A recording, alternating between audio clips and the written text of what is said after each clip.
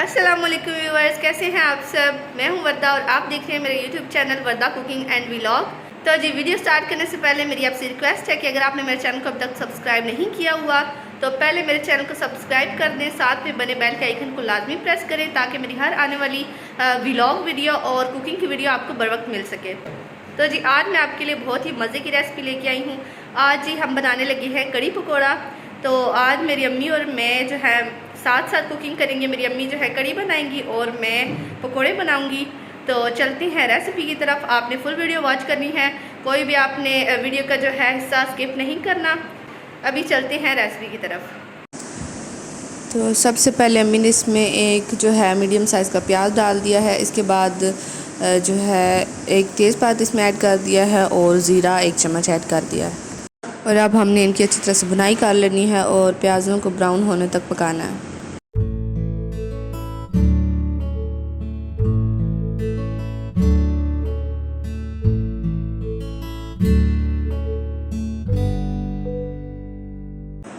پیاز light brown ہو چکے ہیں۔ اب جی امی نے اس میں 2 چمچ ادرک لہسن کا پیسٹ شامل کر دیا ہے اور اب ہمیشہ کی طرح ہم نے اس کو اچھی طرح سے 2 سے 3 منٹ کے لیے بھون لینا ہے، کیونکہ ہم نے ادرک لہسن کی جو ہے اسمیل اس کو ختم کرنا ہے۔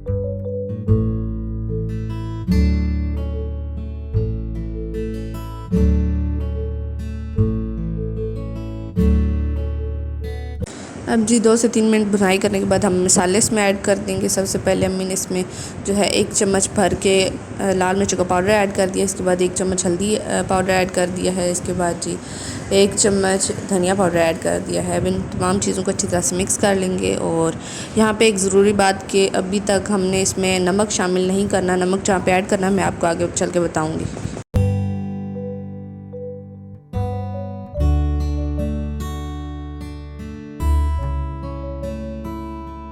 اب جی 2 سے 3 منٹ تک ہم نے جو ہے مسالے کو اچھی طرح سے بھون لیا ہے۔ اب ہم نے اس میں لسی شامل کر دینی ہے اور لسی میں ہم نے 3 بڑے چمچ جو ہیں سالن والے جو چمچ ہوتے ہیں وہ ہم نے بیسن کے مکس کر لیے تھے پہلے۔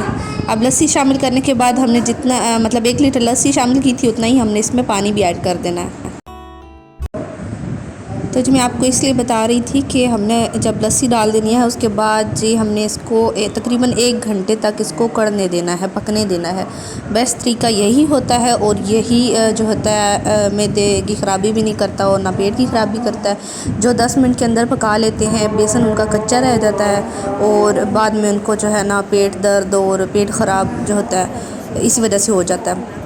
ہم نے اس کو لو فلیم پہ جو ہے نا پکنے دینا ہے اور یہ بالکل بھی ابرے گی نہیں، کیونکہ ہم نے اس میں نمک نہیں ایڈ کیا ہوا، اسی لیے ہم نے نمک پہلے ایڈ نہیں کیا تھا، کیونکہ نمک ایڈ کرنے سے پھر لسی جو ہے وہ برتن سے باہر آ جاتی ہے، ابھر جاتی ہے۔ تو اب جی کڑی کو جو ہے پکنے کے لیے چھوڑ دینا ہے۔ تو یہاں پہ اب میں پکوڑوں کا سامان بنا لیتی ہوں۔ سب سے پہلے میں نے 3 جو ہے بڑے سائز کے آلو باریک سائز میں کاٹ لیے ہیں۔ اس کے بعد جی میں نے 2 پیاز لیے ہیں جن کو میں نے لمبائی میں کاٹ لیا ہے۔ 4 سے 5 عدد میں نے ہری مرچیں لی تھی جن کو میں نے باریک کاٹ لیا ہے اور اس میں ایڈ کر دوں گی۔ اس کے بعد جی 8 سے 10 پتے پالک کے لیے ہیں جن کو باریک سائز میں کاٹ لیا ہے اور اس میں ایڈ کر دیں گے۔ اور پالک کے اندر ہی میں نے جو ہے نا دھنیا بھی دھویا ہوا ہے، تھوڑا سا سبز دھنیا، تو وہ بھی اس میں ایڈ کر دیں گے۔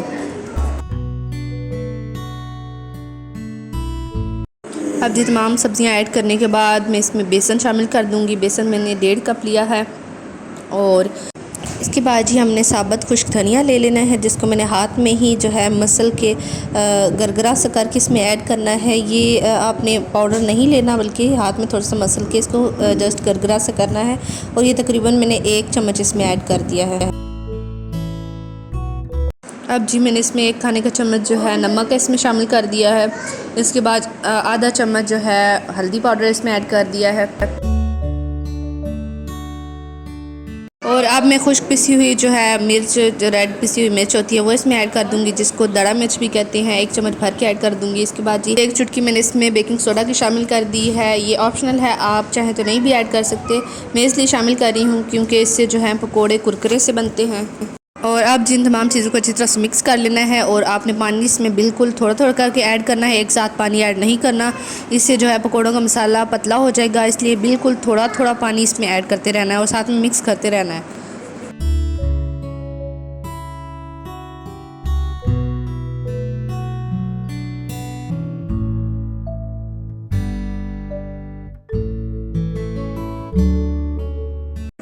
اور اب جی پکوڑوں کا مسالہ اچھی طرح سے ریڈی ہو چکا ہے. اب ہم اس کو 5 منٹ کے لیے ریسٹ دے دیں گے اور تب تک ہم آئل گرم کر لیتے ہیں. تو جی آئل ہمارا اچھی طریقے سے گرم ہو چکا ہے. اب ہم چمچ کی مدد سے تھوڑا تھوڑا کر کے اس میں مسالہ ایڈ کرتے رہیں گے, پکوڑے ڈالتے رہیں گے. پکوڑوں کو جو ہے ہم نے تھوڑے تھوڑے سے فاصلے پر ڈالنا ہے, ایسا نہ ہو جو ہے پکوڑے آپس میں جو ہے جڑ جائیں, اس لیے ہم نے تھوڑے تھوڑے فاصلے پہ پکوڑوں کو ڈالتے رہنا ہے.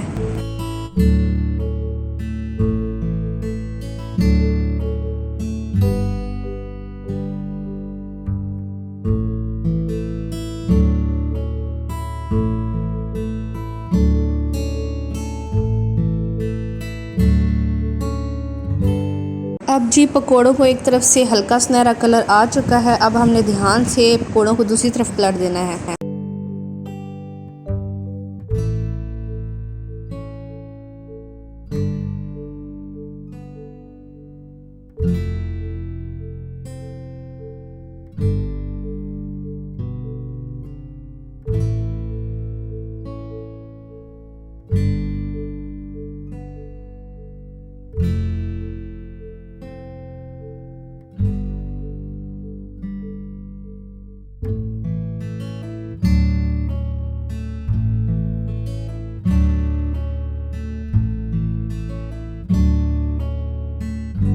تو یہاں پہ جی چمچ کی مدد سے ہم نے ہلکے ہاتھوں سے پکوڑوں کو تھوڑا سا پریس کرنا ہے تاکہ اندر تک جو ہے ہمارے پکوڑے اچھی طرح سے پک جائیں.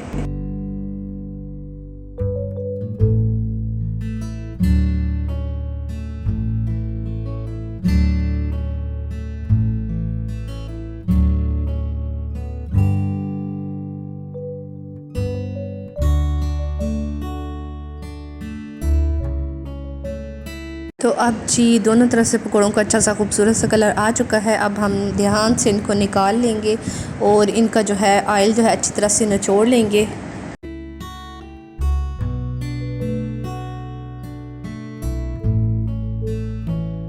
اور اسی طرح ہم نے سارے پکوڑے بنا لینے ہیں. تو یہاں پہ دیکھیے جی بہت ہی مزے کے ہمارے پکوڑے جو ہیں ریڈی ہو چکے ہیں. اور اب جو ہے ان کی فائنل لک میں آپ کو چیک کروا دیتی ہوں. تو یہ دیکھیے جی ماشاءاللہ اندر تک گل چکے ہیں, اچھی طرح سے پک چکے ہیں. تو جی مین چیز پالک آپ نے نہیں مس کرنی کیونکہ پالک سے بہت ہی مزے کے پکوڑے بنتے ہیں. اور اب جو ہے میں پکوڑوں کو کڑی میں شامل کرنے لگی ہوں.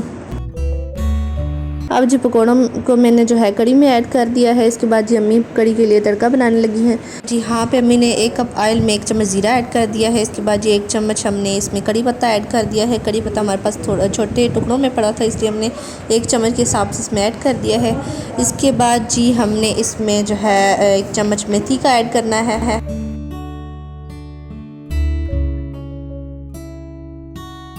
جی اس کو 1-2 منٹ کے لیے ہم نے گرم ہونے دینا ہے. اور کڑی کو جو ہے ہم نے ابھی بھی لو فلیم پہ رکھا ہوا ہے کیونکہ تڑکا ہم نے جو ہے گرم کڑی میں لگانا ہے, ٹھنڈی کڑی میں نہیں لگے گا صحیح طرح. یہاں پہ دھیان سے آپ نے اٹھا کے جو ہے فرائی پین کو دھیان سے آپ نے اس میں ڈالنا ہے تمام آئل جو ہے کڑی میں.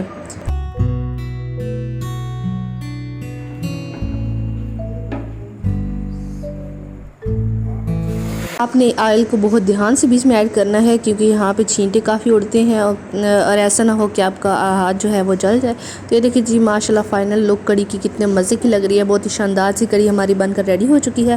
تو جی یہاں پہ میری آپ سے ریکویسٹ ہے کہ اگر آپ کو لگتا ہے کہ میں نے آپ کو کچھ اچھا سکھایا ہے تو آپ پہلے میرے چینل کو سبسکرائب کر دیں, ساتھ میں بیل کا آئیکن کو لازمی پریس کریں. تو جی اجازت دیجیے, ملتے ہیں ہمارے نیکسٹ ویڈیو میں. اللہ حافظ.